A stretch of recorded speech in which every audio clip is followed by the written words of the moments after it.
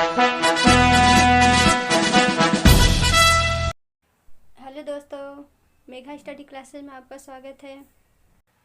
आज हम इतिहास पढ़ने के क्रम में वैदिक काल देखेंगे।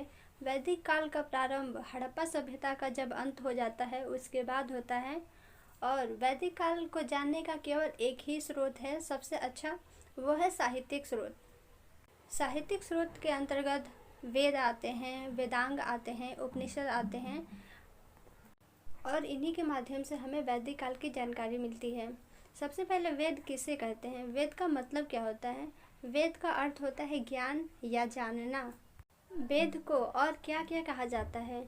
वेद को पौरुषेय, श्रुति और संहिता कहा जाता है। पूर्व वैदिक काल की जानकारी का क्या स्रोत है? पूर्व वैदिक काल की जानकारी का सबसे अच्छा स्रोत है ऋग्वेद। इसके अलावा भी 3 और वेद हैं, जिसमें सामवेद, यजुर्वेद और अथर्ववेद है। ऋग्वेद में ईश्वर की प्रार्थना से संबंधित बातें लिखी हैं। ऋग्वेद में 10 मंडल हैं, जिसमें 2 से 7 तक पहले लिखे गए थे और 1, 9, 10 बाद में लिखे गए। 2 से 7 तक मंडल को हृदय मंडल कहते हैं। अगला वेद है सामवेद। सामवेद का विषय है संगीत, जो यज्ञ के अवसर पर गायन मंत्र है। अगला वेद आता है यजुर्वेद। यजुर्वेद का अर्थ होता है ज्ञान और इसका विषय है यज्ञ से संबंधित कर्मकांड, अर्थात यज्ञ के अवसर पर जो भी नियम विधि बनाया गया है और जो भी नियम विधि है उसका वर्णन यजुर्वेद में है। यजुर्वेद एकमात्र ऐसा वेद है जो गद्य और पद्य दोनों में लिखे गए हैं। यजुर्वेद के 2 भाग होते हैं, पहला है कृष्ण यजुर्वेद और दूसरा है शुक्ल यजुर्वेद। शुक्ल यजुर्वेद को वाजसनेयी संहिता भी कहते हैं। और हमारा चौथा वेद है अथर्ववेद। यह सबसे बाद का रचित वेद है। इसमें और इसका विषय है भूत प्रेत से संबंधित, चिकित्सा से संबंधित बातें। यह एकमात्र ऐसा वेद है जिसमें अंग मगध का क्षेत्र का उल्लेख मिलता है। अथर्ववेद को त्रयी में शामिल नहीं किया गया है। अथर्ववेद के कुल 20 भाग हैं। त्रयी होता है जिसमें ऋग्वेद, सामवेद और यजुर्वेद हैं। वेद के बाद ब्राह्मण ग्रंथ की रचना होती है और इसका केवल एक ही उद्देश्य होता है, वेद को आम लोगों तक पहुंचाना, वेद की बातों को आम लोगों तक पहुंचाना और वेद की समझ कराना। ब्राह्मण ग्रंथ सरल गद्य शैली में है।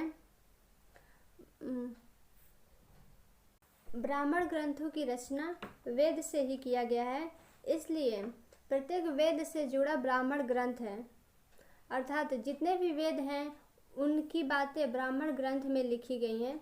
जैसे ऋग्वेद से जुड़ा है ऐतरेय ब्राह्मण ग्रंथ और कौशितिकी ब्राह्मण ग्रंथ। अगला वेद आता है सामवेद। सामवेद से जुड़े कुछ ब्राह्मण ग्रंथों की रचना होती है, जिसमें पंचवीस, खड़वीस और जैमिनीय है। अगला वेद आता है यजुर्वेद। यजुर्वेद से संबंधित भी ब्राह्मण ग्रंथों की रचना होती है, जिसमें अगला वेद है अथर्ववेद। अथर्ववेद से संबंधित भी एक ब्राह्मण ग्रंथ की रचना होती है, वह है गोपथ ब्राह्मण ग्रंथ। शतपथ ब्राह्मण ग्रंथ यह सबसे बड़ा ब्राह्मण ग्रंथ है। ब्राह्मण ग्रंथों के बाद अरण्यक का रचना होता है, जिसका अर्थ होता है वन या जंगल, मतलब वन या जंगल में पढ़ना या पढ़ाना। अरण्यक की संख्या 7 है। अरण्यक के बाद उपनिषद का रचना होता है। उपनिषद 2 शब्दों से मिलकर बना है, उप और निषद। उप का अर्थ होता है निकट और निषद का अर्थ होता है ज्ञान। यह उपनिषद वैदिक साहित्य का अंतिम भाग है। उपनिषद का विषय है आत्मा, परमात्मा और जगत प्रकृति संबंधित बातें। उपनिषद का मूल सिद्धांत है ब्रह्म सिद्धांत। इसे ब्रह्म विद्या भी कहते हैं, जिसे अद्वैतवाद कहते हैं।